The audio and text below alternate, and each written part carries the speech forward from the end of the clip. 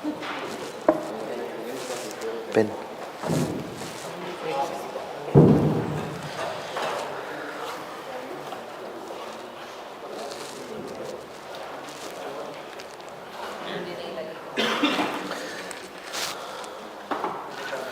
So, good morning everyone. Now, when we were discussing modern Indian history, we had stopped where? 1945? 1943, Great Bengal Famine. Okay. And we had talked about INA and everything? The last line was these were the reasons for the failure of Wavell plan. Failure of the Wavell plan. These were the reasons for the failure of the plan. So, I'll just do a brief recap of what we have done till now. And then okay. So, yes, we'll first do a recap of what we have done till now. And then, because it's been some time that we discussed. So, देखिए, in the 1940s to the 1945 period, we had seen a number of things happening. We had in fact broadly seen that after 1937 elections, and more importantly after 1937 elections, in which the Congress demonstrated what?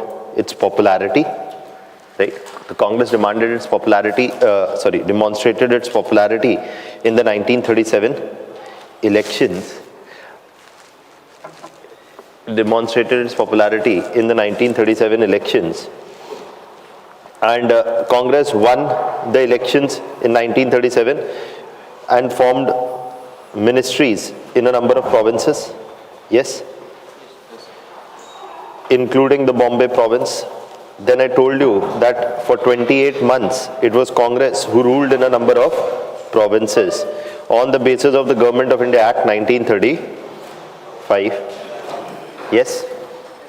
Now, since then, ultimately in 1939 what began? World War II. World War II began, and then Congress debated what must be its response. And there is what we discussed with the Gandhi and the Bose debates, and which eventually resulted in Congress taking the position on the Wardha scheme of, the Wardha session of the Congress. And the Wardha session of the Congress said that Congress would grant only support when certain conditions are fulfilled. That there must be a genuine devolution of power before or immediately, and after the war the British must agree to set up a constituent assembly for a complete transfer of power. Then we discussed that in 1940 even the Muslim League came up with its own resolution, that was the Pakistan Day resolution at Lahore. Yes? And it was in this Pakistan Day resolution that the Muslim League basically demanded for the first time gave a concrete proposal of a separate province for Muslim majority areas in northwest and east, right? Eventually, what you see is that for the first time the British came up with their proposal, and that was the August offer. And the August offer came as the British started, and British and the Allies were losing in World War II. I told you that 1939 to 1942, it is the Allies who were losing in World War II. And the result was the August offer, in which there was a call given for Dominion status. The British proposed Dominion status, but the Congress said no, Dominion status is not enough. And the Congress launched individual satyagrahas. And following these individual satyagrahas, the British came up with their own next proposal, and that was the which? What? Cripps mission. And it is this Cripps mission which again repeated the idea of Dominion status, and also while they said that the Constituent Assembly will be composed mainly of Indians, they said it would be composed only of Indians. and also it proposed a dominion status. It also said something problematic that Nehru found essentially problematic was indirectly it granted a right to what? Secession. Remember? That those provinces which formed it to form a union of their own could secede and form a union of their own. So that is why the Cripps mission ultimately is also rejected by the Congress, which results in the Quit India movement. Yes, that is also happening in 1942. And in 1942, we also discussed the formation of INA. And where Mohan Singh proposed the formation of INA, and then it is Bose who soon assumed a leadership position in INA in 1943, which INA took part with Japan in the Battle of Kohima, right? Also, Bose declared the formation of a provisional Indian government in where? Singapore. ये सारी कहानी हम बता चुके हैं, right?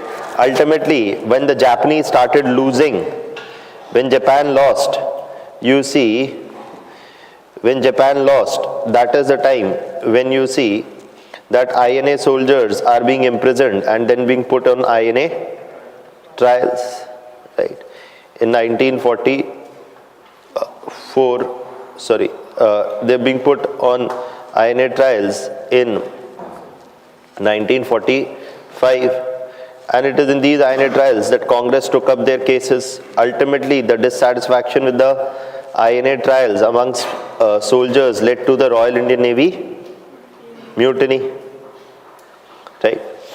And following the INA trials and the Rin mutiny, the British were concerned that their hold over India was declining, and their hold even over the army was declining. The result was what? That the British came up with the next proposal, and that is the Cabinet Mission Plan. And we'll talk about the Cabinet Mission Plan onwards today. We have not talked Cabinet Mission Plan.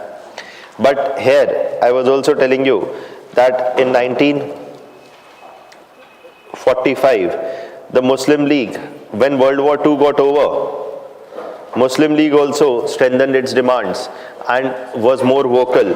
On the one side, Wavell Plan had been sent. But on the other side, even in 1945, even the Muslim League got more vocal in its demands and started what was called as the Direct Action Plan for Pakistan. Did we talk about the Direct Action Plan? No? Okay, so we'll talk about that also. This is where we had discussed till before. Till 1945 we had discussed, right? Now we're going to talk about the Direct Action Plan, and we're going to talk about the Cabinet Mission Plan here onwards. There's not much to discuss from 1945 to 47. There are a few things that we'll discuss, but beyond that, what we're going to focus today on is communalism, partition, the growth of communalism and partition in India. That is the thing that we're going to focus upon. Okay, because it's not just that we study till 1947. From your mains point of view, you need to know about communalism, religion, and partition, because questions related to that are also asked. Then we can talk also a bit, we have not talked about tribal and peasant movements, right? So we'll talk about that also.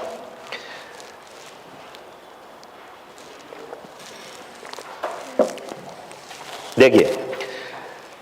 Now let me just give in this setting, just get this batch of background.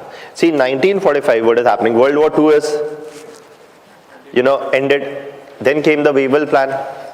But the Wavell Plan also broke down primarily because the Muslim League argued what? The Muslim League argued in the Wavell Plan that all Muslim representatives in the Constituent Assembly must be its representatives. Whereas the Congress argued that no, even it could appoint Muslim members to the Constituent Assembly. And this is what led to the breakdown of the Wavell Plan. Now, following the breakdown of the Wavell Plan, you see World War II has ended. Now, and also on the one side there are INA trials. The Muslim League did not have anything to do much with the INA trials. Now it is here, the Direct Action Plan for Pakistan is also launched by the Muslim League. The Muslim League argued what? That now is the time that we will have to leave the path of constitutionalist politics. In the sense that Muslim League under Jinnah had largely followed a different approach. Rather than mass mobilizations before 1940, they are not doing any major mass mobilizations. After 1940, they had started mass mobilizations, and in 1945, as World War II is going to an end, Jinnah is of the opinion that now is the time to press hard and press strongly. So he gives a call for open mass movements demanding Pakistan, that we will get out on the streets and we will not stop till a Pakistan is granted. That is what leads to the direct action plan for Pakistan. It's an open call for mass movement. Now this is happening, and this ultimately also leads to a rise of communal tension and also a number of religious riots in northwest as well as in east. So the direct action plan of Pakistan came. That is also the time when INA trials are happening. That is also the time eventually which was soon followed by the Rind Mutiny. So 1945 end and 1946 beginning, what is happening? There is a lot of political instability. It is in the midst of all of this that the British announced the two things: the coming of the cabinet mission plan, and it is this cabinet mission plan's proposal which you must know from your prelims point of view. And also soon after around the cabinet mission plan, they announced the what? Setting up, after the cabinet mission plan, they announced the setting up of an interim government. And this interim government, that they said, would be made in charge of administration after some time. Okay, and this because the whole question was what happens once World War II is over. World War II is over now. Now is the time when everybody is expecting something major, some major transfer of power to happen. And everybody is also being more vocal. Everybody, meaning the Congress and the Muslim League, is both are being more vocal in terms of pressing for a substantial devolution. Okay. It is in this, all of this is happening. So just remember the direct path where you were writing, in that itself you write, in that chronological order only, that in 1945, the Muslim League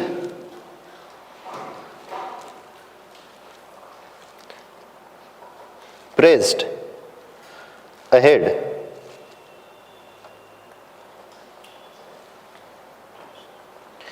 with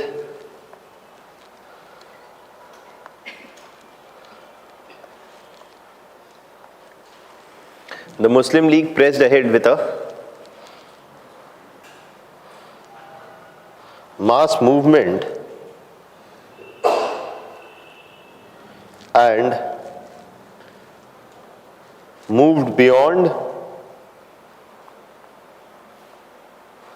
constitutionalism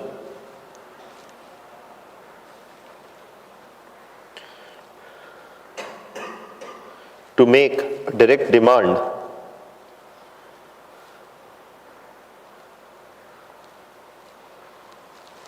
for Pakistan, or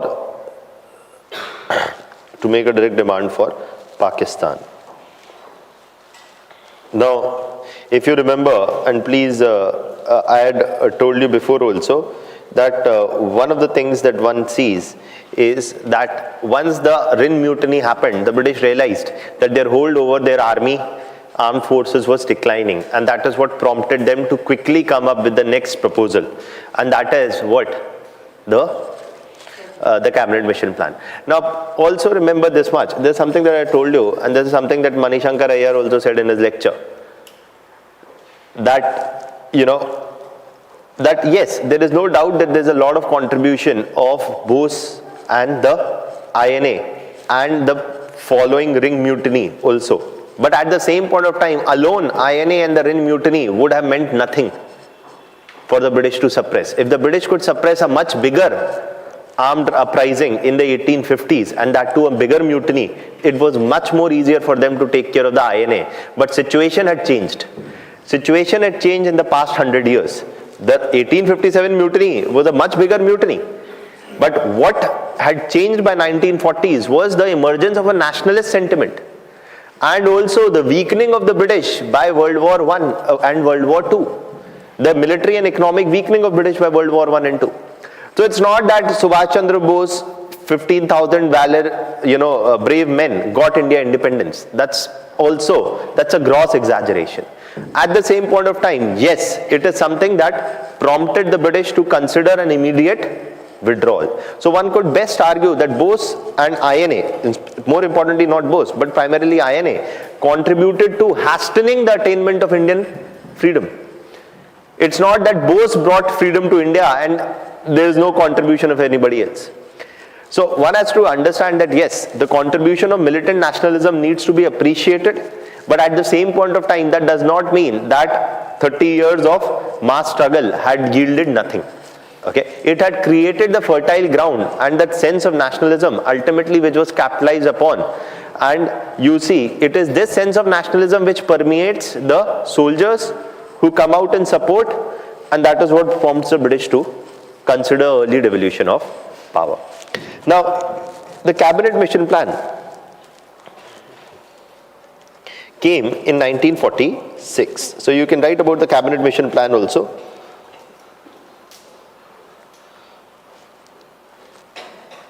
In 1946, the cabinet mission plan that came in 1946 saw the British propose, the cabinet mission plan of 1946 saw the British propose what? The grouping of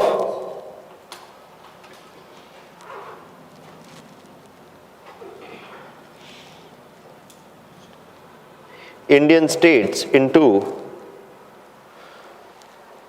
three categories: Section A, Section B, and Section C. And this grouping of Indian states into three categories was done with what objective? With the objective, the cabinet mission plan actually, first and foremost, you must remember, it rejected what? The demand for a separate Pakistan.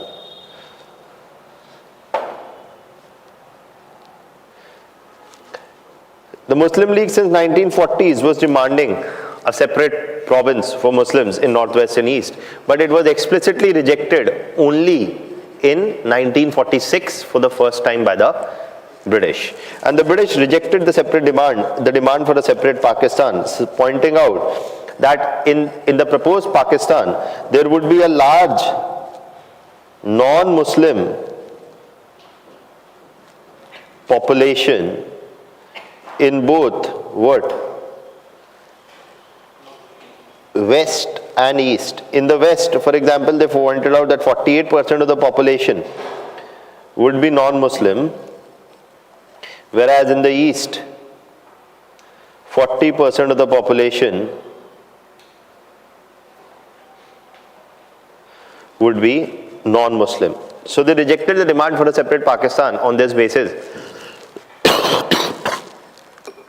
that in this Pakistan, the non-Muslim population would be also very huge, and to that extent, such a partition may cause fear and insecurity in the mind of the large non-Muslim populations as well.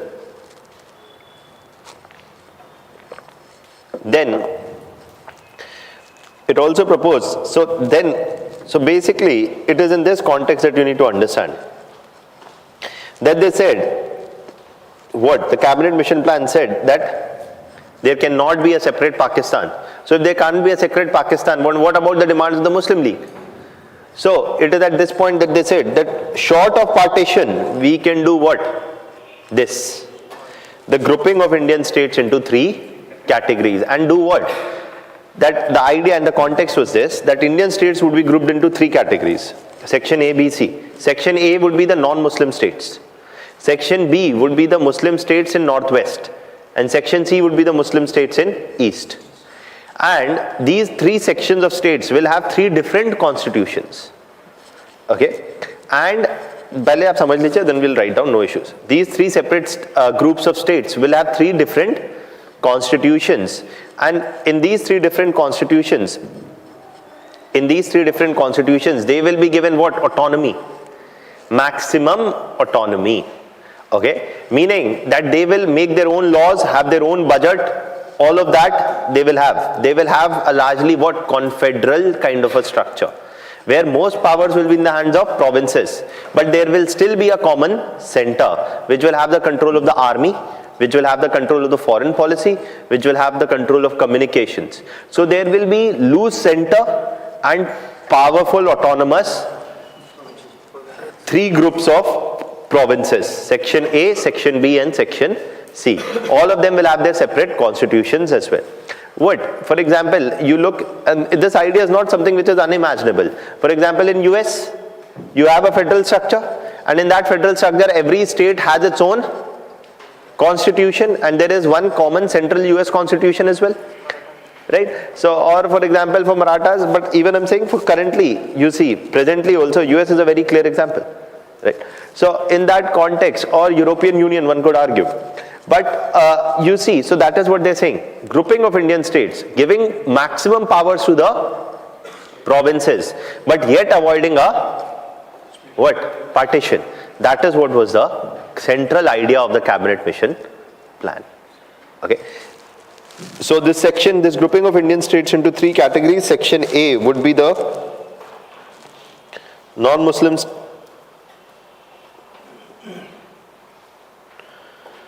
majority states. Section B would be the Muslim majority states in the northwest, and section C would be the Muslim majority states in the east.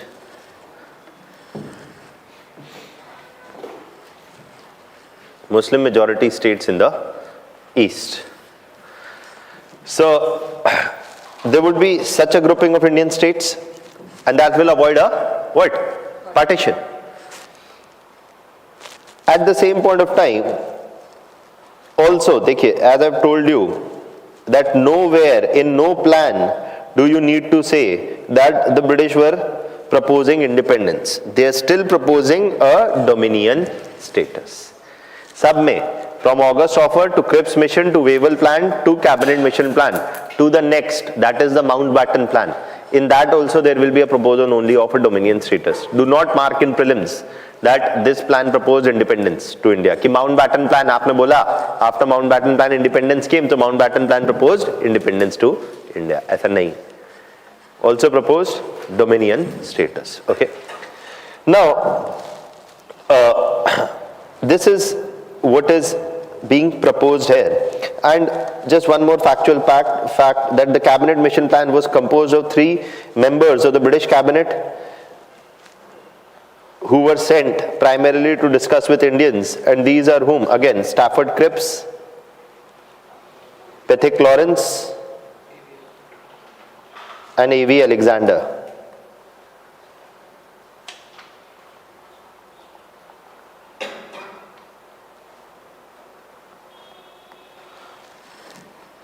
Stafford Cripps, Pethick Lawrence and A.V. Alexander. Okay. And they proposed also a dominion status, not written. Okay. So they also proposed a dominion status. This is the central point, the grouping of Indian states into 3 categories. But what was the problem? Why was this plan not implemented? The issue was what? The issue, the problem, the central problem with this plan was that the Muslim League argued that the grouping is compulsory. Jinnah said, okay, I'm fine with the cabinet mission plan. I'm fine with the cabinet mission plan. Let there be no partition. We are ready to work under the system provided the Constituent Assembly compulsorily abides by the Constituent Assembly, which will, draft a new constitution for India, must compulsorily abide by this grouping, or this grouping must be compulsory. There must be no twinkling with this grouping of Indian regions into 3 different groups of states. This grouping of Indian states is This grouping of Indian states is compulsory. Okay, this grouping of Indian states is compulsory, is what was argued by the Muslim League, that they said if as long as the Constituent Assembly is giving a commitment that it will abide by this grouping of Indian states into 3 categories, we are fine with it. Okay, but the Congress said no. The Congress argued against, the Congress said that we can't give a commitment. The Congress said that the Constituent Assembly would consider the proposed grouping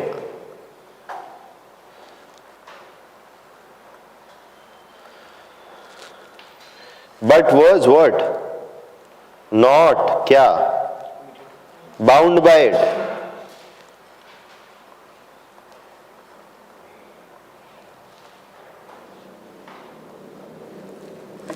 The Constituent Assembly would consider the proposed grouping but was not bound by it. Okay. So, in the sense that they did not give the commitment that that Constituent Assembly will abide by this proposed grouping of Indian states into 3 categories. They said it will consider. If the Constituent Assembly approves, it would probably go ahead, otherwise it could even change this grouping. But the Muslim League said no, we want a firm assurance. They asked the British to clarify whether they wanted this grouping to be optional or compulsory. The British said it must be compulsory. Congress said no. Congress is, now this is the thing, that the cabinet mission plan is often, मैं आपको बस बता रहा हूँ, कोई पूछेगा नहीं, लेकिन ये जो आप बार बार आप मुझसे पूछेंगे उसका जवाब है कि, and this has been pointed out a number of times, that many argue that Jinnah was not very serious about partition till the very end, and he was willing to give it up, the demand for partition, if he got a good share of power. And many argue that Jinnah's idea that he is okay with the cabinet mission plan, where he proposed support for the cabinet mission plan, shows that he was fine with not a partition as long as he was getting a substantial devolution of power. Okay, so that's one thing. The second thing is, it also shows that the Congress was keen to avoid any kind of commitment which actually could eventually lead to a partition. Okay, so that's one thing about the cabinet mission plan which is often very intensely debated, that this plan fell apart not because of the Muslim League but because of the Congress. Now Bipin Chandra argues another side to it and says that even if Jinnah would have probably agreed with the cabinet mission plan, but for 6 years they had been demanding a separate Pakistan. Now giving up the demand of Pakistan at such a late stage, whether many within the Muslim League would have accepted Jinnah's position or not is not very clear. Or whether Jinnah was also very serious, or whether Jinnah could have also flipped later. All these are questions which are conjectures. I can't give you any definite answer for them. But yes, this much remains true, that Congress objections led to the falling of the cabinet mission plan. Okay, that Congress opposed this grouping of compulsory grouping of Indian states into 3 categories, whereas the Muslim League said that it must be compulsory. This led to the breakdown of talks and the cabinet mission plan. Okay, and this is happening in 1946. Eventually, as the cabinet mission plan broke down, you see, in 1947, in January 1947, what happens is the British government issued a declaration. The British government issued a declaration that it is Clement Attlee's statement.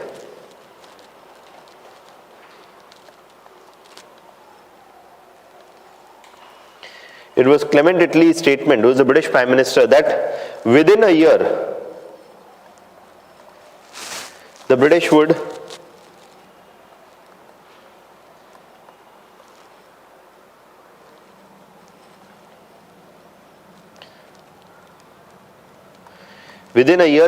transfer power to one or more centers. Within a year, the British would transfer power to one or more centers. That is there. Now, one or more centers, British, देखिए, by 1947, the situation was worsening. The cabinet mission plan did not yield any conclusions. There was a general political instability. The Muslim League continued to press ahead with its demand. And you see, the Muslim League kept on arguing that the Muslims are unsafe under a structure dominated by Congress. The Hindu Mahasabha also kept on arguing that Hindus are unsafe if the Muslim League or the Congress, anybody, if Congress makes any deal with the Muslim League also, Hindus are unsafe and Hindus are anyways unsafe under the Muslim league. तो देखिए, हिंदू खतरे में है और मुस्लिम भी खतरे में है, सब खतरे में है. ठीक है, बच्चा कौन है? अमेरिका में बोल रहे हैं, अमेरिका भी खतरे में, वॉर ऑन टेरर, एवरी, सब कोई खतरे में. So that is it. But that is what is being said. 1947, there is an atmosphere of fear, and in the meanwhile, in 1946, cabinet mission plan does not yield anything. Elections are held to put up a interim government. Okay, to whom there will be a devolution of power. The British have decided devolution of power will happen, but to what extent is not clearly decided, but it is decided the devolution of power. And they said that an interim government will be put in place for which elections were held in 1946. Now it is in these elections which were held in a time of religious tensions and communal polarization, and it is at this time that you see what? In the 1946 elections, Congress also performed well, and so did the Muslim League. The Muslim League got almost 86% of the Muslim votes, and Congress got 90% of the non-Muslim votes. Okay, so you see that there is a certain degree of what? Polarization. Now, not everybody had the voting rights. So again, there's no universal voting rights for all. You can't make very comprehensive, concrete generalizations, but yet some generalizations could be made. That it was clear that within a decade, what had been witnessed was an intense polarization or communalization of politics. देखिए, तो ऐसा होता है, 10 साल बहुत होते हैं, अभी 5 ही हुए, right? So 10 years, so 1937 to 1946, there was an intense degree of polarization, partly aided by the Hindu Mahasabha, partly aided by the Muslim League. And this produced outcomes in the 1946 elections, where the Muslims League also got a significant degree of votes. Jinnah was convinced that they were on the right track. This is the time to continue pressing with the demand. The British then announced what? In 1947, that we are soon transferring power within a year, and to bring in urgency to the transfer of power and to negotiations for transfer of power, he brought in whom?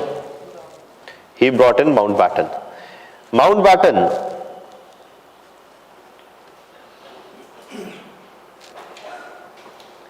was appointed what?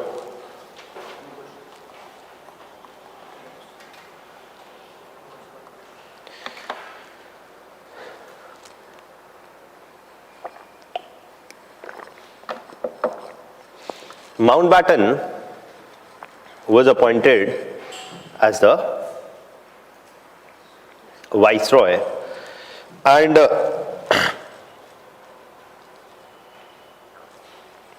Mountbatten was appointed as the Viceroy, and this is happening somewhere in March, April.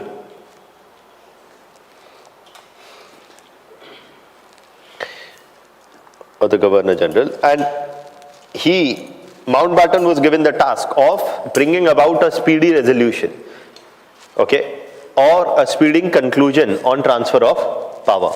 To that extent, Mountbatten firstly did what? He started talking to the Congress as well as the Muslim League, and then tried to see whether a partition could be avoided. When he came to the conclusion that a partition could not be avoided because of the demands of both the Muslim League and partly the positions of the Congress, he argued that, okay, we'll go ahead with the partition. So in that context, Mountbatten firstly announced what? Proposed what? Dominion status. Secondly, he proposed what? That if a partition was to be carried out,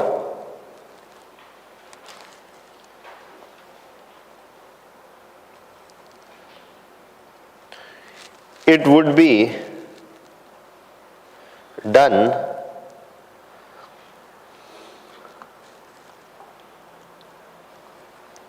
to ensure, it would be done, in a manner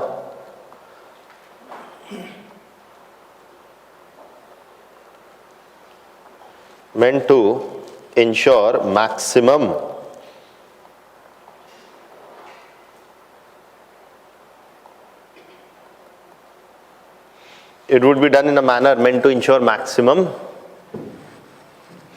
unity.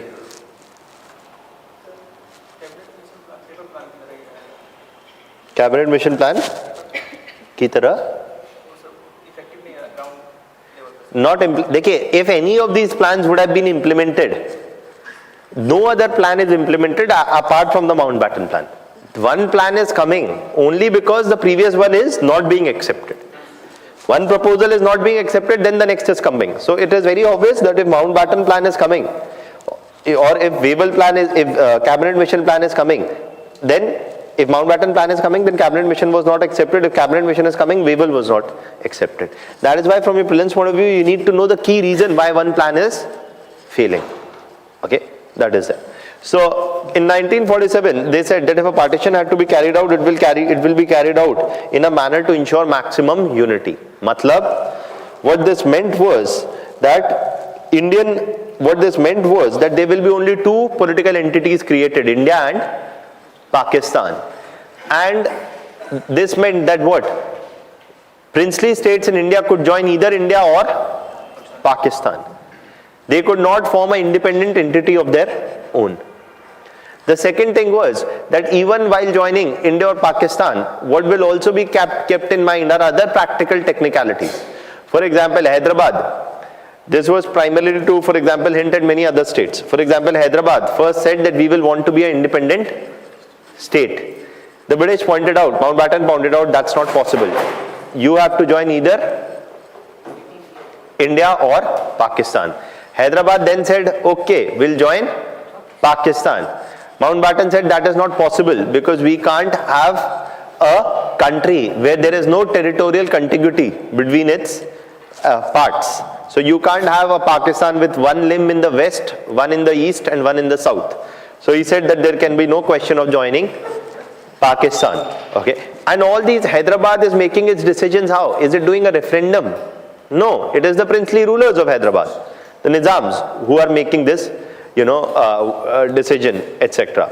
So ultimately, this demand for joining Pakistan is also rejected. So ultimately, what Hyderabad remains with, the rulers of Hyderabad remain with, is only one choice, and that is to join India. Okay.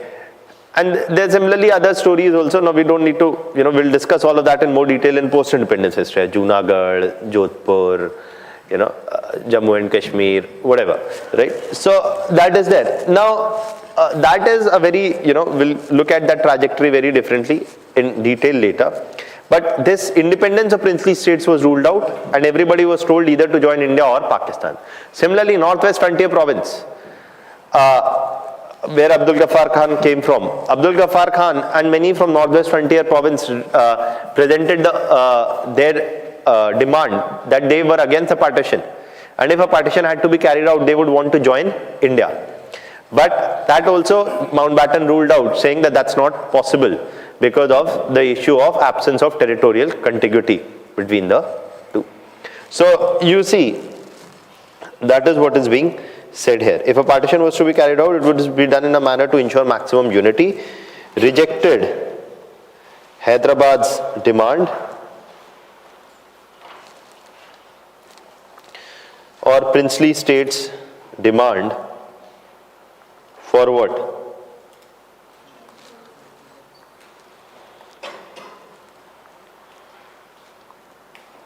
For independence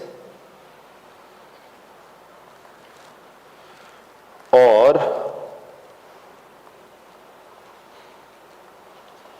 joining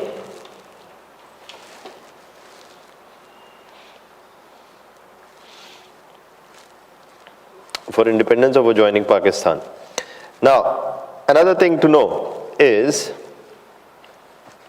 that now that it was decided that if a partition had to be carried out, boundaries would have to be drawn. So a boundary commission was also appointed.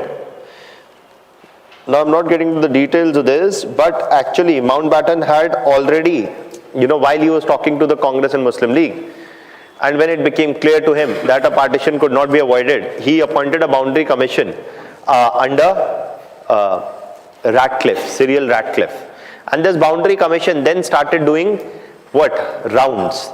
It started doing aerial surveys. Now, Cyril Ratcliffe was the British cartographer, map drawer, okay, who had first come to India ever in his life, only in May 1947. He had never been to India before. And ultimately, he had never been to India before. He had known little about India. He came to India, under him a boundary commission was established. Under it, there were 2 Hindu representatives and 2 Muslim representatives. And they were to tour the northwest as well as the east regions, and then come up with a proposal from where the boundaries will exactly pass. For this, they would meet representatives of both Hindu Muslim communities and Muslim communities in all the regions, and then come up with a proposed boundary. And this proposal, the exact proposal, was kept secret till the very last. Why? Because if, say, they said that Lahore would go to Pakistan, then Hindus in Lahore would say that no, it must go to India, or vice versa. Anything could happen. And in that sense, if the proposal was made public, there would be claims and there would be counterclaims. So right now, they did not make the proposal public, but they kept having the deliberations. Now all this partition, all this map drawing was not being done on the ground, it was being done on the map. The ground level delineation of the boundary had not yet happened. There was an atmosphere of fear and insecurity and uncertainty. For example, by the end of July, it was announced that a partition would be done. But what was not announced, from where exactly the partition line would pass. So for example, many in Lahore kept arguing that Lahore is 80 kilometers from Amritsar. Okay. So 65 to 70 or 80 kilometers, that is the difference from Amritsar to Lahore. So many argued that Lahore will lie on the Indian side. And it was not unthinkable, given the fact that Lahore, played a very important role in the Indian freedom struggle. Also, there were a number of prominent Congress members also who came from Lahore. So even Manishankar Iyer was born in Lahore. So all these fellows, a lot of people in the Indian political establishment, freedom struggle, etc. came from Lahore. You had the Lahore session of the Congress. You had so many things in Lahore. So in that context, many argued Lahore will lie on the Indian side of the border. You had Lajpat Rai from Lahore. You had Bhagat Singh from Lahore. Right? So many people argued Lahore would lie on the Indian side of the border. But then others said, no, it is on the Pakistan side of the border. And especially in the bordering areas, villages, etc., even after partition was announced, they did not know whether they are in India or in Pakistan. The partition was a problem in itself, but what was an even bigger problem was the hasty and the unplanned nature in which the partition was carried out. Also, you see, because of the fear of religious persecution, etc., there is migration from both sides. Hindus migrating from Muslim majority areas in northwest and Muslims from other parts of India to northwest. And it is in this migration, you see, in this mass migration which was happening, to carry out an orderly mass migration, you required law enforcement. And there were already religious tensions, communal polarizations, and law enforcement was also weak. The only institution which could have carried this out in an orderly fashion was the army. But the army was also being partitioned between India and Pakistan. So even the army was not very effectively deployed to maintain the law and order situation. And thus, more than 100,000 people were killed in this partition. If the Indian freedom struggle was not a bloody event, partition was. Okay? And to that extent, the problem with partition, so whatever may be the problem with the idea of partition or not, partitions have happened in many other areas also. For example, Czechoslovakia became Czech Republic and Slovakia. Okay. Partitions have happened many other places. Austro-Hungarian Empire became Austria and Hungary. Partitions have happened many places in the world. But what made the Indian partition more bloody was the unplanned nature and the poorly conducted exercise. And a large part of this blame went to the British, who could not oversee an effective transfer of power in a politically stable environment. That is what eventually brings about the partition. India also got a dominion status, so did Pakistan. On August 14, 1947, Pakistan declared independence and its first Governor General was Jinnah. On August 15, India got independence and its first Governor General was Mountbatten, and after Mountbatten went back, it was C. Rajgopalachari. Okay, and the interim Indian government was in place from 1946 to 1949. Fresh Constituent Assembly worked for 3 years, composed of these people who? The people who got elected in 1946 and formed the interim government. This Constituent Assembly drafted the new constitution. A new constitution was put in place, and elections were held in 1950, and a new government comes in place by 1951. That is what is eventually the transition. And that is that's the thing that is very less studied, but that's the most spectacular achievement of the Indian freedom struggle, is not the overthrow of British, as I keep saying all the time. The spectacular achievement of the Indian freedom struggle was that within 3 or 4 years, you had a functional constitution in place, orderly elections, and a orderly transfer of power started happening from 1950-51. Indians today take it that what's the big deal? What's the big deal is that Pakistan was created, Bangladesh was created, eventually, never had orderly elections to this day. Okay. Nepal also tried to move towards democracy, never really happened till now in 2016. Bhutan moved towards democracy only in 2008. Even in South Asia, Sri Lanka, where the British also withdrew, never became a very effective democracy. Maldives. What frankly remains India's biggest achievement of the Indian freedom struggle is what? A functional democratic institutional structure being put in place in a very orderly manner soon after independence. Why a lot of this could happen is because of what? The Indian freedom struggle had a Congress, and that's partly the thing. Congress and Muslim League, the contrast is very glaring. Muslim League's organizational capacity was very limited. It had managed to obtain a Pakistan, but did not know now what to do with it. There is no intensive debate within the Muslim League of what will be the structure of the state. That's the bigger achievement. What many say that what Nehru to kya tha, ye tha aur wo tha. For all his shortcomings on the Indo-China war and the 1962 defeat of India and the mistakes on the China policy, you see, one of the spectacular achievements was this, that you had democratic institutions being put in India when India had no major history of democratic institutions, at least in the past 300-400 years. That is what is the achievement. And that is something that, that's popularly even very well known, that after partition and then a large number of refugees came, and there is the Liaquat and Nehru Pact also. And, some war refugees were, their properties, they were allowed to sell off their properties, etc., everything.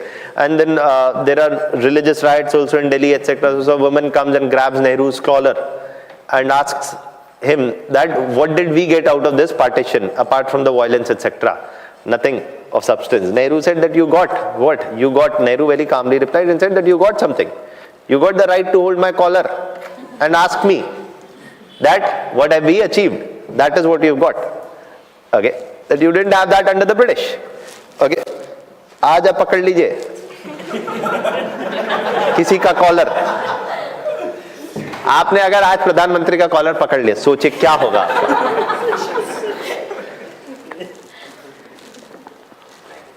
So, you see, that is what was probably the bigger achievement of the Indian freedom struggle.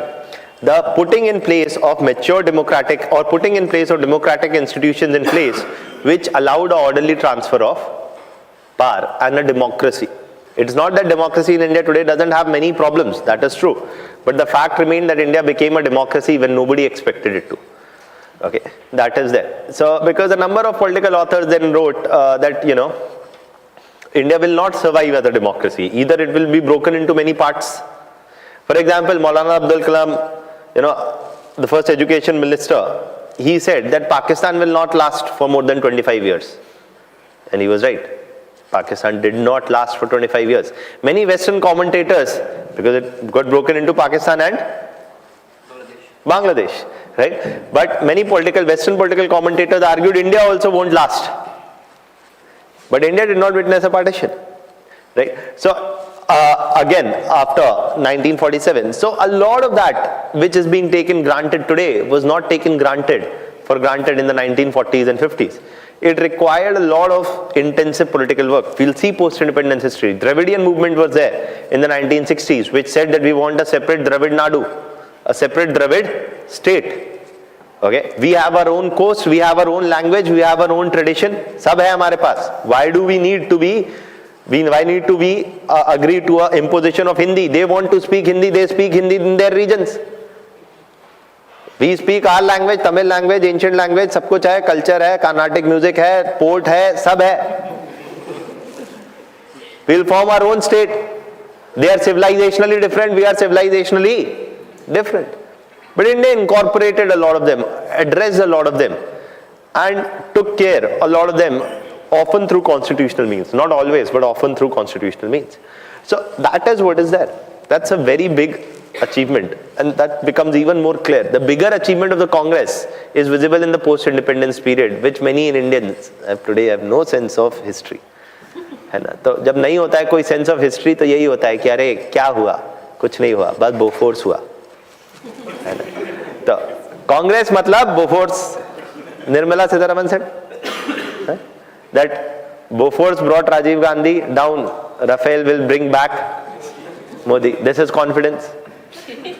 है ना? So, confidence की कमी नहीं होनी चाहिए जीवन में. Now, next you write, Boundary Commission was established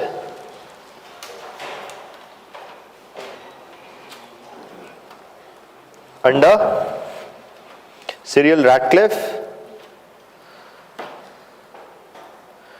and proposed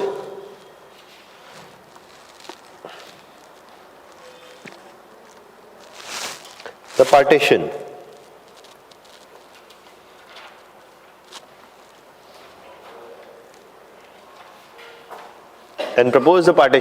line. Now, August 14, 1947 is partition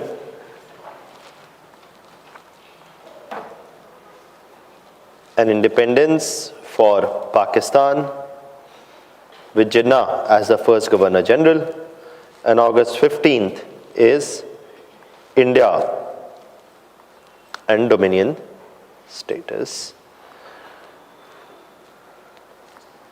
And you see, first it is Mountbatten, who is the Governor General, and then it is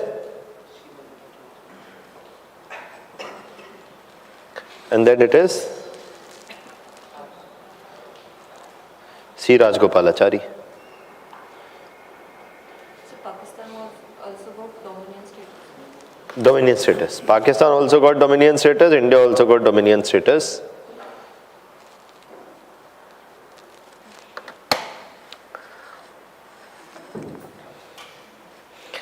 But 1950 India adopted a constitution and declared itself as what? Republic. तो फिर खत्म हो गया dominion status. ऐसे नहीं हम हमेशा dominion रहे. After 1950, new constitution, republic. Clear? So that is that. Is this much clear? Now, so हो गई आपकी आज़ादी. That's it. Now what we're talking about is communalism and partition. 2 or 3 kind of questions. देखिए यहाँ पे prelims के जितने questions आएंगे, which will be on what are the proposals, why did they fail, if they failed, why did they fail. Okay, which proposal succeeded? Mountbatten plan. ultimately, right? Now, the next thing that we're talking about is communalism and partition. देखिए, let's talk about communalism and partition, but इस पे 3 तरह के 4 सवाल, 3 or 4 types of questions can be asked in your mains examination. Both Bipin Chandra and Shekhar Bandyopadhyay have written extensively about communalism. Even Bipin Chandra's original contribution to studying the Indian freedom struggle is actually his original research into the growth of communalism in the Indian freedom struggle. तो ये बार बार mains में पूछा जाता है. Okay. अगले साल अगर कांग्रेस की सरकार आ गई तो तब पक्के में पूछेंगे वो. Okay. So that is there. क्या हुआ है कि बिपिन चंद्रा की किताब को छापना बंद कर दिया बीजेपी ने. Bipin Chandra also wrote another book on communalism, which was published by the NBT, the National Book Trust. Bipin Chandra was an erstwhile director also in the National Book Trust, but right now the government stopped publishing his book on communalism. Okay. So वो पक्के में आएगा. अगले साल अगर सरकार कांग्रेस की आ गई तो आप पक्के में पढ़ लीजिएगा. आएगा ही आएगा. Because when governments change, questions also change. थोड़ा थोड़ा questions change. Okay, but आएगी नहीं. चाहे हमें तो पढ़ना है ना, ऐसे थोड़ी छोड़ सकते हैं. हम पढ़ेंगे बाद में जब सरकार आएगी तब. Right, but 2 or 3 questions, kind of questions can be made from here, and they've repeatedly been asked in your mains examination. For example, there's a question in your mains examination this year: discuss the difference between communalism and religiosity, and give one example to explain. They've asked before, was the partition of India inevitable?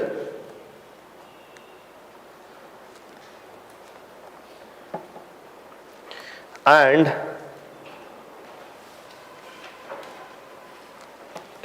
also, communalism and religiosity, was the partition of India inevitable? And there's also one third type that you must know is to what extent the British policies can be held what? Responsible for the partition of partition. So these are the 3 types of questions which can be what asked from here. Now let's discuss. पहले तो हमें communalism और religiosity के बीच का difference समझ लेना चाहिए. Bipin Chandra has written extensively on this. Okay. Now, and there's a separate PowerPoint presentation for this. So I'm not going to dictate on communalism and partition. There's a separate PowerPoint presentation for this, and that is all the major points, so you don't need to worry. Okay. And but the first thing is, what is communalism and what is religiosity, and what is the similarity or difference between the two? So what is communalism? How do you define communalism? Secularism तो बहुत PhD है. What is communalism?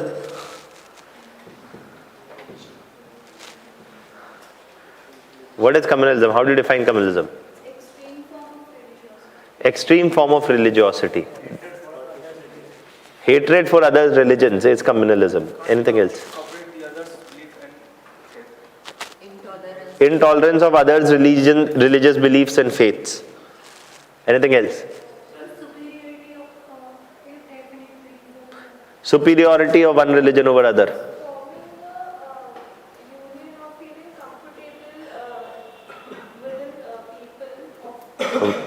Be forming or feeling within or feeling a sense of oneness within one community.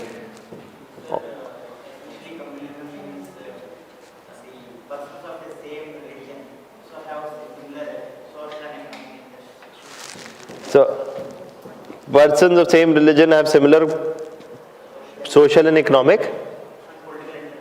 Social people of one religion have common social, economic and political interests. So okay, that's a type of communalism, that's true.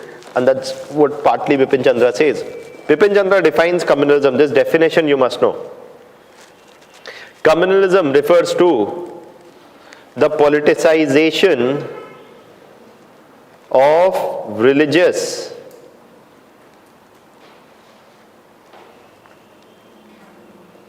Communalism refers to the politicization of religious identity for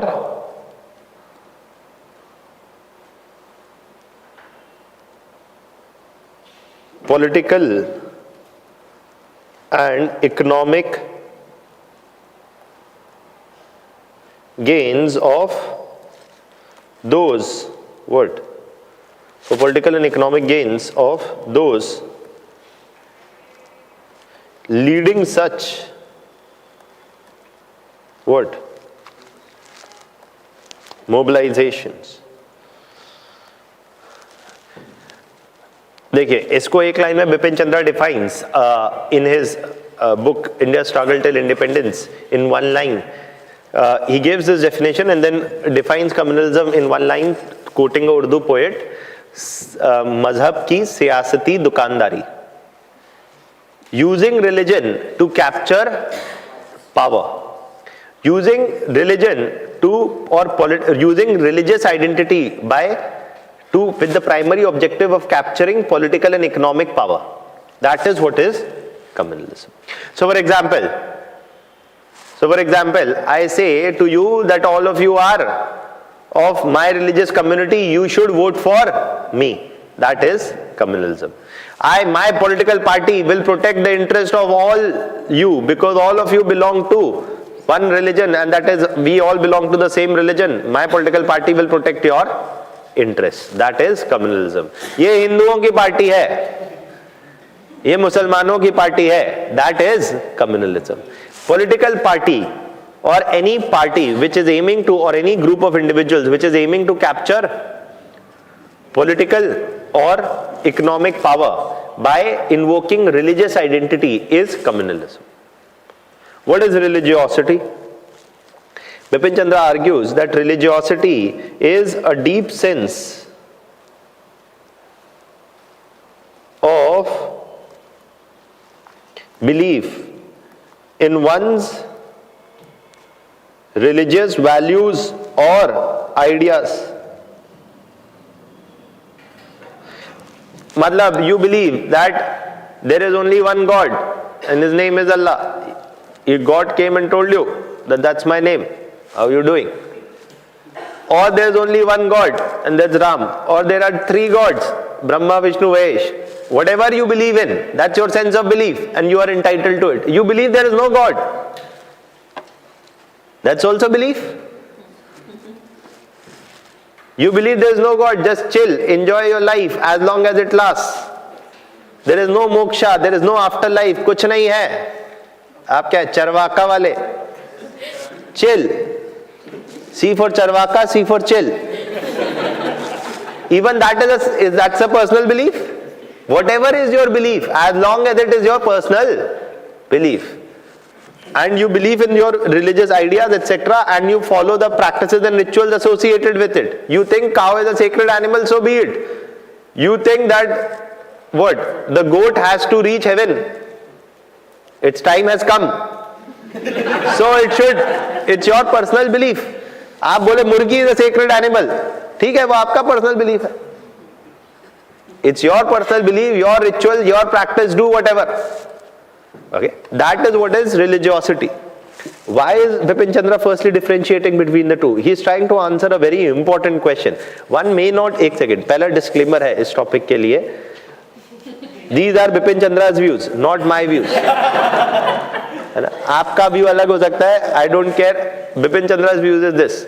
Okay, and one may or may not completely agree with his views. That's also there. Now, yes, अभी रुक जाइए. पहले मैं पूरा बता दूं, उसके बाद पूछेगा, मैं दूंगा जवाब सवाल पूछने का time.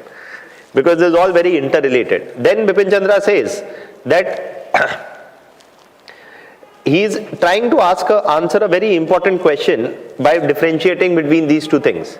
He is saying that he is trying to answer a very deeply important question, that is it that would a deeply religious society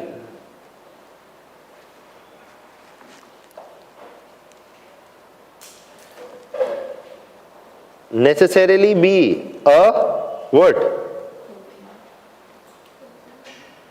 Communal one? Well, his answer is no. He is saying that India is a deeply religious society. It does not mean that it necessarily be a communal one. You can have a deep sense of belief in your religious values, cultures, traditions, etc., does not mean that you go around asking for votes or capturing political power, etc., on the basis of religious identity. That is what is communalism. सुनते रहिए बात, पहले जवाब और सवाल पूछने का समय बाद में मिलेगा. So he is saying is that just because a society is deeply religious need not be communal. You can have a religious individual who may say that I want to pray 5 times a day, but does not support the idea of asking for power on the basis of religious identity. Or you may have the opposite. You may have a deeply religious individual who is not communal one, or you may have a communal individual who is deeply. You may have a communal individual who may not be religious, or you may have a religious individual who may not be communal. And the classic example of this is often given is Jinnah. Jinnah or Maulana Azad, both are considered a very strong contrast in this. Jinnah, a deeply communal individual who said that, basically Muslims are unsafe, they need to support my political party, that is the All India Muslim League. And All India Muslim League will ensure that Muslims' welfare is ensured by forming a separate Pakistan. Okay, so that is what is communalism. And Jinnah's demand. But Jinnah's communalism, Jinnah was communal yet not religious. As I told you many a times before, it was a commonly known practice, commonly known fact that Jinnah was not a practicing Muslim. In the sense that he would not pray. He was openly known not to pray 5 times a day or God knows how many times a day. Secondly, he was also one who was known to drink alcohol. He was not the one who even kept a proper long beard conservative Muslims would keep. So he's not a very practicing Muslim. Yet he is saying that I am the protector of Muslim interest. And yet, on the other side, you have Maulana Azad, more of a conservative and a strongly religious Muslim, who was strongly a member of the Congress and opposed partition and opposed the communalization of politics. So, in that context, you can have people who can keep religion in their pocket or in their personal life and still not bring it in politics. Whereas you can have people who bring religion in politics, who drag religious identities into politics on a daily basis, but are not deeply religious individuals. That is the contrast that he's trying to make. So he's saying that India is a deeply religious society. People believe in all their festivals, all their beliefs, etc. Does not mean that they support that communalism. Okay. So there is no necessary inevitability that a deeply religious society is meant to be a communal one.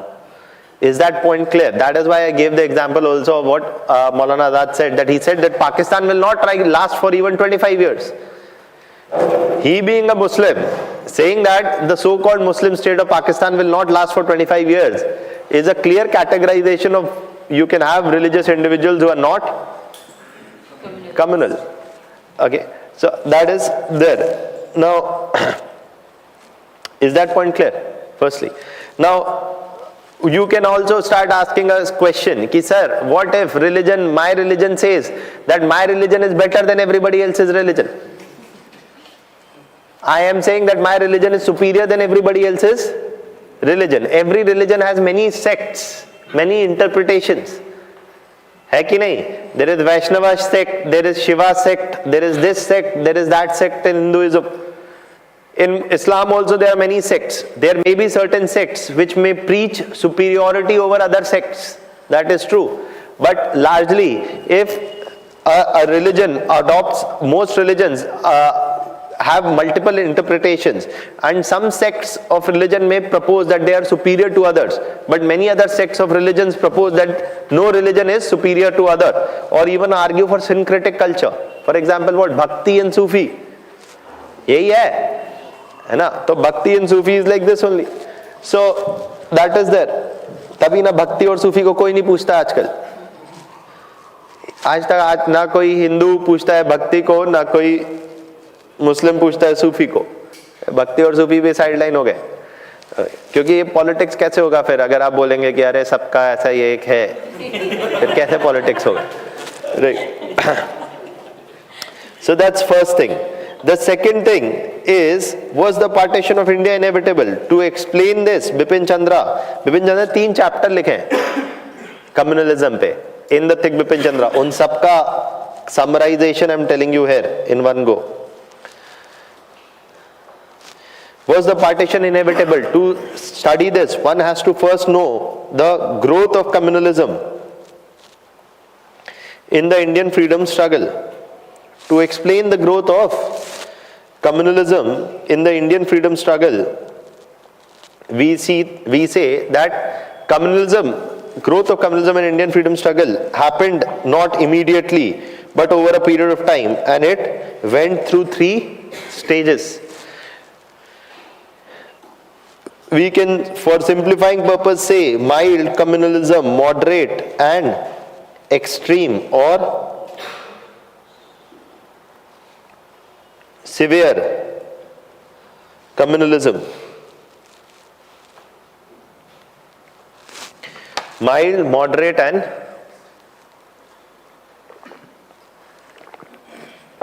extreme communalism. Now, देखिए, what is this mild, moderate and extreme? Firstly, and these are 3 stages, he says that in the beginning of 1900s, communalism in India was of a mild variety. By 1940s, it became of a extreme variety. Okay. Now, firstly, why does he say so, and why is he categorizing it into 3 phases? That's what we are studying first. Mild communalism is what? Is the idea that people who belong to what? One religious community also have common political and economic interest. So when I say that you all are Hindus, you should vote for me or for my political party because we are a protector of Hindu interest. I am communal according to Bipin Chandra. तभी किताब छपना बंद होगी. Or if I say that you are all Muslims and I say that I am the protector of Muslim interest, then I am a communal individual. Why? He is saying so because when I say that I will protect your interest because you are Hindus or you are Muslims, I am assuming that all Muslims have common political and economic interests and all Hindus have common political and economic interests. And he gives a practical example. He says, for example, that this assumption, you can write first mild communalism if you want. How does he define? He defines that the assumption that individuals belonging to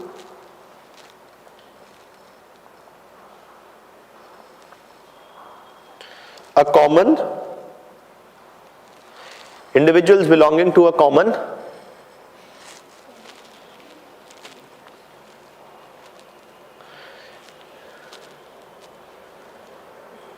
religious community have common or uniform political and economic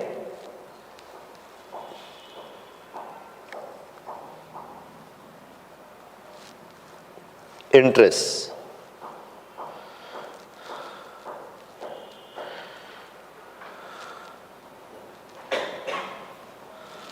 That is mild communalism.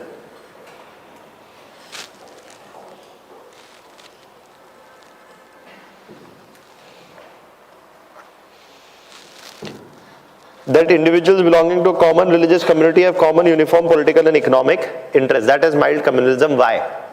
Because he's saying that's not true.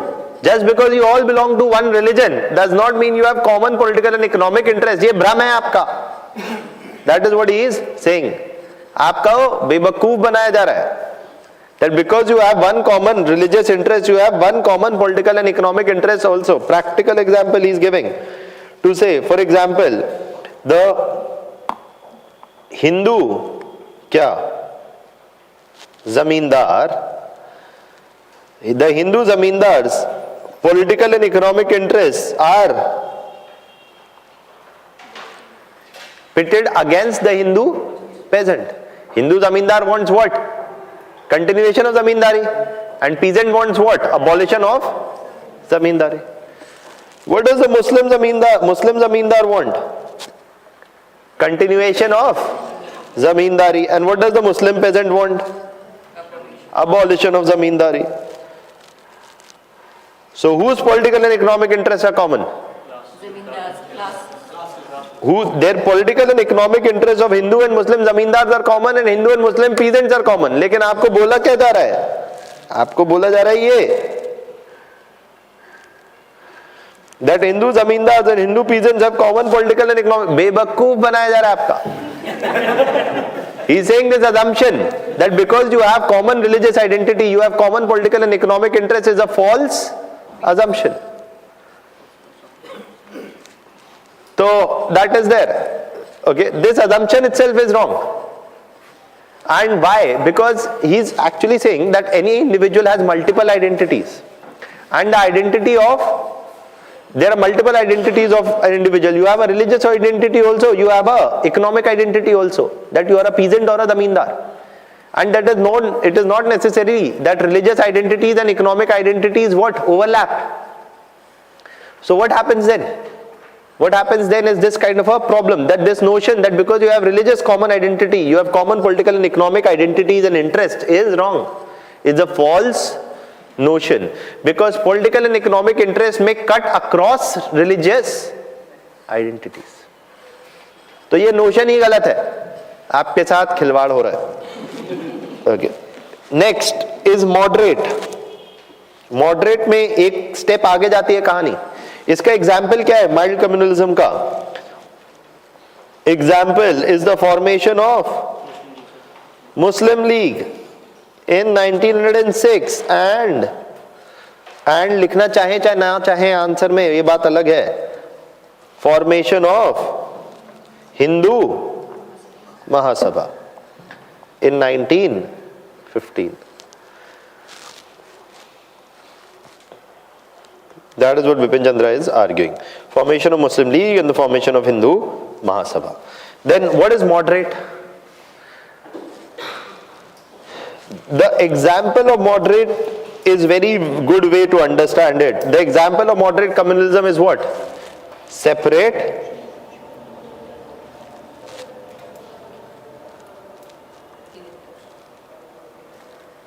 the idea of separate electorates is an example of moderate communalism given 1909 onwards. And here what is said, that the political and economic interests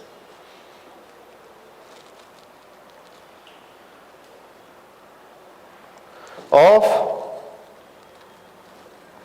different communities are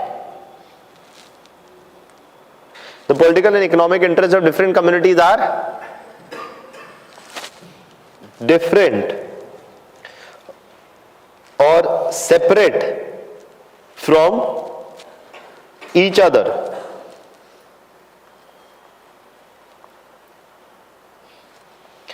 And thus they require separate representatives.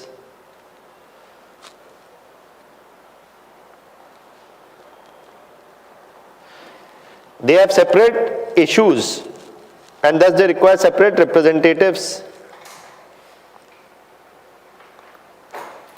Okay? Or indirectly it also says what? Only an individual from one community can represent the interests of that community. That is what separate electorate is. That is saying is moderate communalism. Why? Because there is a certain amount of distrust. That individual from Hindu candidate है तो he cannot represent Muslim interest. पहला assumption ये है कि all Muslim interests is same.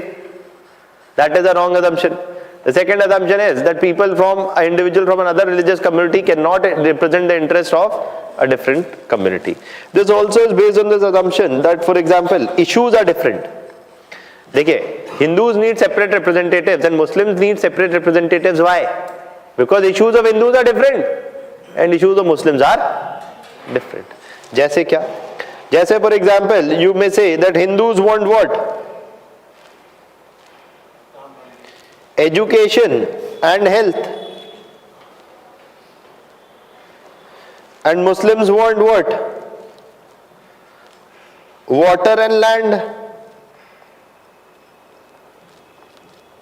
Their issues are different and their issues are different. So they need different representatives.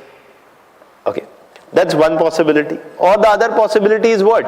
That perhaps the issue is same but you don't trust. देखिए, so इस एक possibility ये that your issues are different, that is why you need different representatives. But often it is said क्या आजकल कि everybody wants health, everybody wants education, everybody wants safe drinking water and safe air to breathe. ऐसा तो नहीं है that when Hindus will come, then only Hindus will get safe air to breathe or clean water to drink. Okay, so are the issues really different for different communities? That is itself a false notion. अरे education सबको चाहिए, 15 लाख सबको चाहिए. Everybody wants political and economic gains. And often their issues are also similar, but politicians may portray that no, you require your own representatives because your issues will not find representation unless you have your representative. Okay. That is the idea of moderate communalism. But extreme is when you say that there is a zero-sum equation.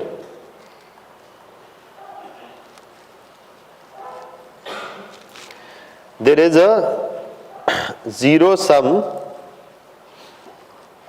equation and the interests of one community are pitted against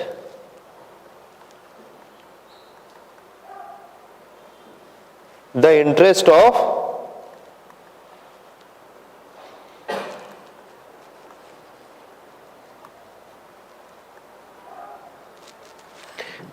one community are pitted against the interest of another community. Matlab, this is a zero-sum equation. This happens when 1940s onwards, where the Muslim League argued that, देखिए, separate electorates is what? A constitutional provision under British. It's a part of the written legal framework, what? Separate electorates. And Muslim League is saying what? Once there are separate representatives for Muslims and separate for Hindus, whose interests can be protected? Muslims' interests can be protected. Hindus' interest is also protected already. Muslim interests will also get protected. When they have their own representatives. But in 1940s, Muslim League is saying what? Separate electorate is not enough to protect Muslim interest. You need a separate state. Why? Because Hindu representatives and Muslim representatives cannot work together. पहले तो आपने बोला कि Hindus have common representatives and Muslims have common representatives. Hindus have common interest and Muslims have common interest. यही रोशन गलत है, Bipin Chandra is saying. Then he is saying, you are saying that Hindus representatives must be separate from Muslim representatives because their issues, interests are different. But they can, once they have their representatives, they can work together under a common framework. But अब तीसरे आपने बोल दिया, अब तो आप शक्ल ही नहीं देख सकते. Interest of Hindus and interests of Muslims cannot go together. They are opposite. And their representatives cannot work together. And that is why they need to part ways and have separate states. That is what is extreme communalism. When 1914 onwards, Muslim leagues, especially from the Lahore session, its Lahore or the Pakistan Day resolution argued what? That separate electorates are inadequate. And you need what? And what is required is a separate state. Because, why? Hindus are unsafe. Sorry, Muslims are unsafe.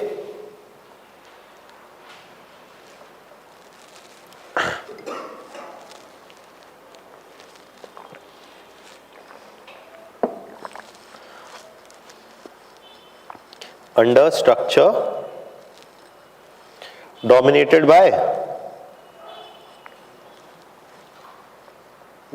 whom? Congress. क्या बात है, मतलब Congress lakhs imagination. BJP को BJP की game पे defeat करने के लिए the Congress must call whom? Muslim league. बोलो मुस्लिम लीग बताए हमारे अंदर कौन खतरे में है? मुसलमान. बीजेपी के अंडर नहीं था, हमारे अंडर है, तभी तो हमने पार्टीशन करा दिया. पॉलिटिक्स खेलना है और ऊपर लेवल पे जाके खेलना. Everybody must give up the pretence of क्या secularism. Just a second.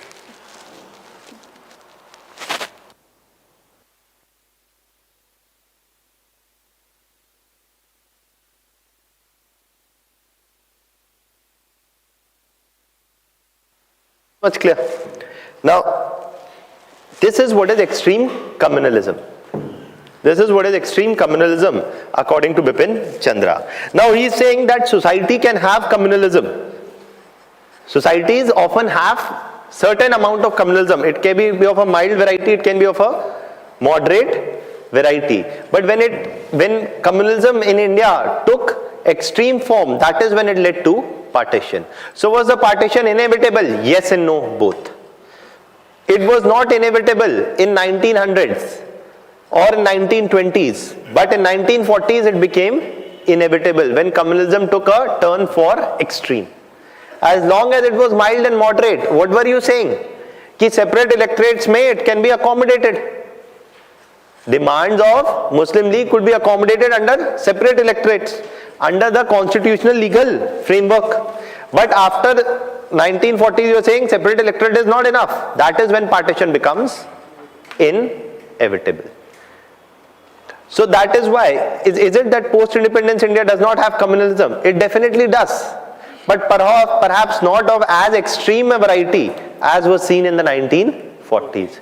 It's not inevitable that mild will lead to moderate and moderate will lead to extreme. ऐसा कोई जरूरी नहीं है कि माइल्ड होगा फिर मॉडरेट होगा फिर एक्सट्रीम होगा. If there can be communalisation of politics, there can also be what? Secularisation of politics. Kejriwal निकाल रहे हरियाणा में क्या? अस्पताल स्कूल रैली निकाल रहे. यू सी इस पोस्टर इज सेइंग अस्पताल स्कूल रैली. कई लोग मंदिर रैली निकाल रहे हैं.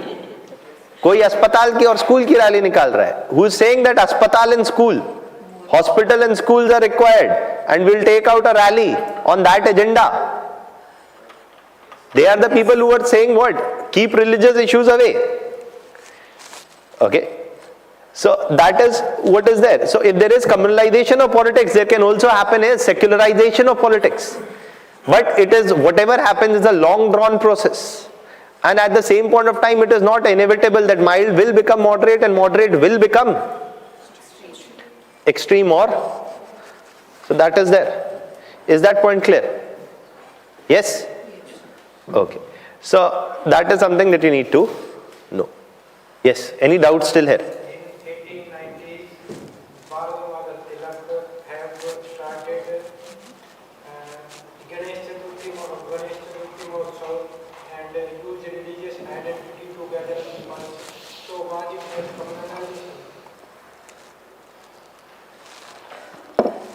सच आंसर सुनना चाहते हैं कि कितना आंसर जो लिखना है वो सुनना है?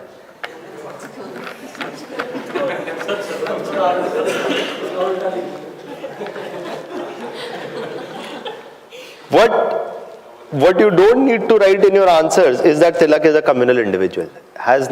You don't need to write that in your answers. But what you can still write in your answer is that, and this is something that others have also written. Okay.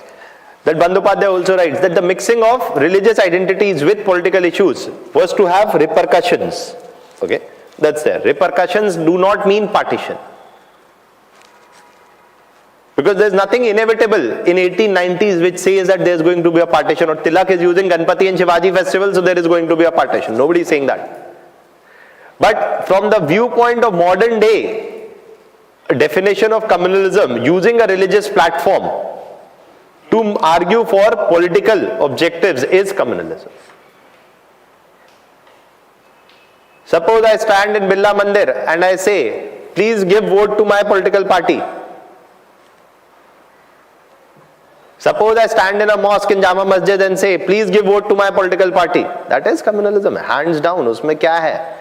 लेकिन answer में ये, लेकिन and this is a finer point also. Not every communalism also leads to partition. Okay, that is there. हाँ. If Bipin Chandra would have argued, it would have been that it is mild communalism. But हमें कुछ नहीं कहना है. हमें बस ये कहना है that it is was to have repercussions for the Indian freedoms, or it would have repercussions. That's it. Revivalist nationalism, ये लिखा हुआ है, ये PowerPoint presentation में भी लिखा हुआ है मैंने. That revivalist nationalism brought a certain degree of intermingling of religious issues and nationalism, which would have repercussions. That is it.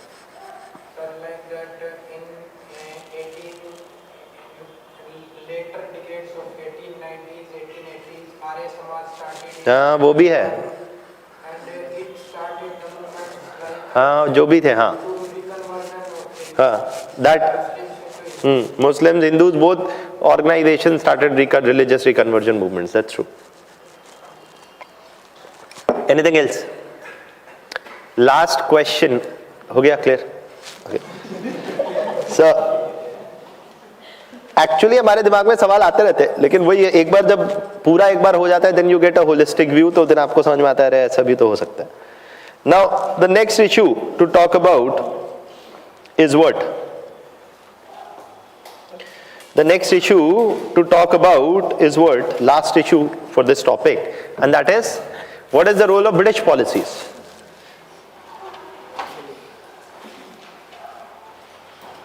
The role of British policies in communalism or in partition.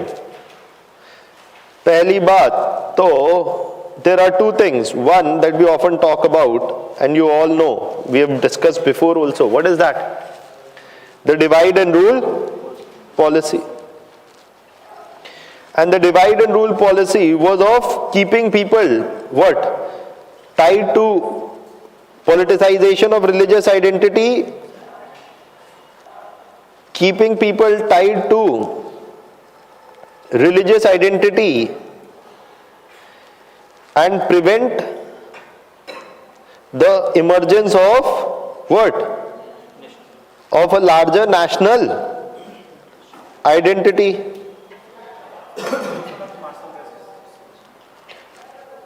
And prevent the emergence of a larger national identity. And its examples are there. What? Partition of Bengal, or separate electorates.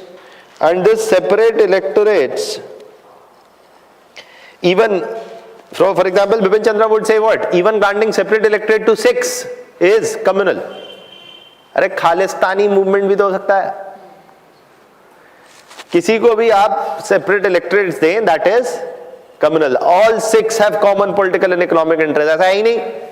Chandigarh में जो बैठा है उसका political and economic interest of that sick individual is not like somebody who is sitting probably somewhere in some rural area in Punjab, say Moga से कहीं और जहां भी बैठा है. So that is that, you know, that assumption. So separate electorates idea, तो इसके I've given or more examples in the PowerPoint presentation. But I also want to talk about another thing, and that is the resource conflict theory.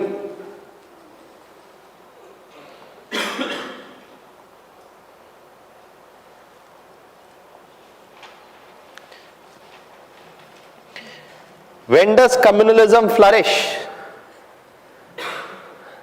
When do conflicts flourish? Any conflict, social conflict, any social conflict, whether that is a religious, whether that's a communal conflict or ethnic conflict, any conflict flourishes when resources are scarce. Okay, when resources are scarce, that is when conflicts are more likely to happen. Abundant drinking water is there is no conflict. Drinking water is limited. You say, I will protect the interests of all Hindus. They will have enough drinking water. You will say, I'll protect the interests of all Muslims. They will have enough drinking water. So when resources are abundant, social conflicts are less likely. And the British introduced what? Economic development or underdevelopment? Underdevelopment and exploitation of India, which led to economic exploitation, led to what? More jobs or less jobs? तो फिर क्या होगा? Conflict. Upper caste want reservation in jobs, saying lower castes are taking away jobs. All of that is happening. Why? Because there are less jobs. Upper caste won't say there must be more jobs. ये argument नहीं है. Argument ये है कि हमको भी दे दो reservation. That is what Gadkari said. Give reservation to upper caste also. There are no jobs. ले लो reservation. The size of the pie keeps getting smaller and smaller and smaller. So conflict will get stronger and stronger and stronger. That's it. That is what resource conflict is saying. So British are not just using divide and rule. They are economically exploiting Indians. And economic underdevelopment of Indians, lack of jobs, lack of economic opportunities created tensions and more conflicts, eventually leading to what? Partition and contributing to tensions. तो देखिए ऐसे ही है. जब नौकरी नहीं है तो आपके पास वैसे कुछ नहीं है करने को घर पे बैठ के, तो आपको बोला 5,000 रुपए लो और चलो वहीं बनाएंगे, तो आप भी चल दिए, घूम भी आएंगे, वो बना भी आएंगे और 5,000 रुपए ले भी आएंगे. But you are 20,000 rupees a month का जॉब, यू विल से आप बनाए, 500 हमसे भी ले जाए. Right, so that is there. So resource conflict theory, here the economic underdevelopment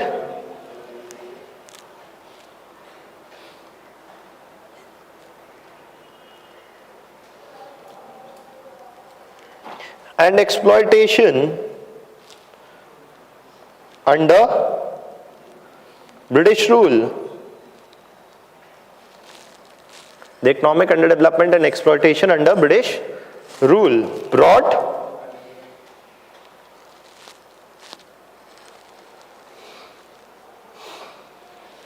scarcity of jobs and economic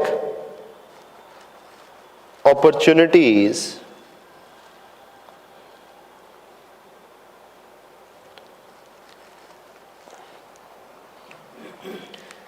making conflicts more likely, making conflicts including communal conflicts more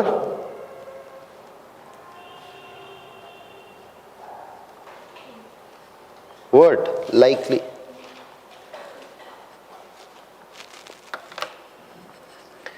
And thus British policies also were actively responsible for fueling communal tensions and furthering tensions to the extent that eventually led to the partition, whether that's divide and rule or whether that's the general economic underdevelopment under the British rule. That is there. Clear? Any doubts still here? Sir, whenever there is a question like to what extent, to how to हाँ, तो इसी के मैंने बोला नहीं, हर question to what extent can differ. इस question में टू व्हाट एक्सटेंट में you have to say this, that mild and moderate was communalism, which would not have eventually led to, perhaps may not have fueled the eventually led to partition, but once it took extreme form, that is when it took the form of partition. So it was perhaps not inevitable in the mild and moderate stages, but it became inevitable in the extreme stages. Clear? Any other doubt? So what should be the introduction in this kind of? Introduction किस चीज में? ये third वाला जो question है, to what extent? To what extent the British could be held responsible? Conclusion यही है that the British, the conclusion, okay, so the conclusion for this would be this, that ultimately the British policies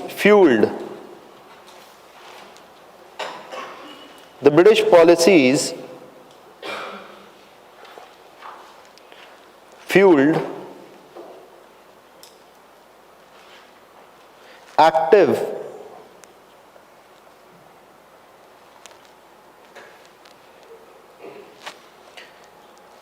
political divide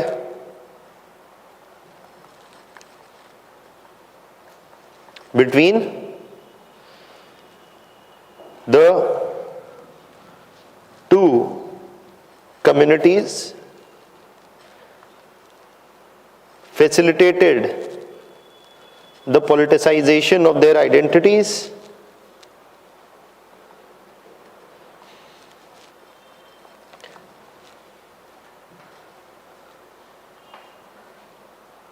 and took no active steps to tackle the communalization fueled by Muslim League in the 1940s.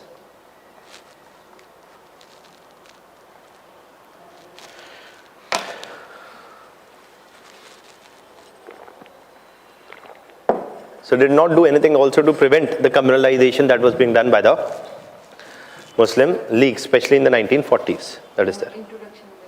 Introduction में कुछ नहीं लिखना होता है. Introduction में you can always say that firstly what is communalism. That is it. Anything else? Sir, communalism is politicization of religious identity.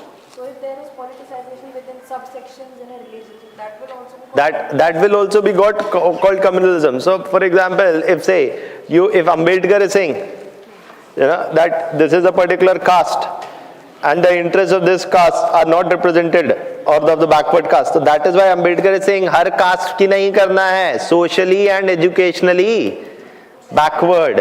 And in the caste system, social and educational backwardness overlaps with occupation. Caste doesn't fall in the same category technically as religion would often fall. Most caste groups were supposed to be occupationally also similar. तो शूद्रा का political and economic interest उसकी caste identity से घनघोर overlap है. Right? That is there. So the Shudra is also the landless farmer. So Shudra will demand what? Land reforms. It's not exactly the same. That's there. Okay. Identity politics is what, when you say that this is my social identity and I want political power based on my social identity. That's what identity politics. It's good as well as bad. It has positive things also and it has some issues also. We'll discuss more of that in social issues. Identity politics and its growth in India. Anything else? Anything else? So we'll stop here. Okay. And that largely completes your communalism issue. Ma'am will start taking your class from 2 o'clock. आप अपना lunch वंच जो करना है वो कर लीजिए.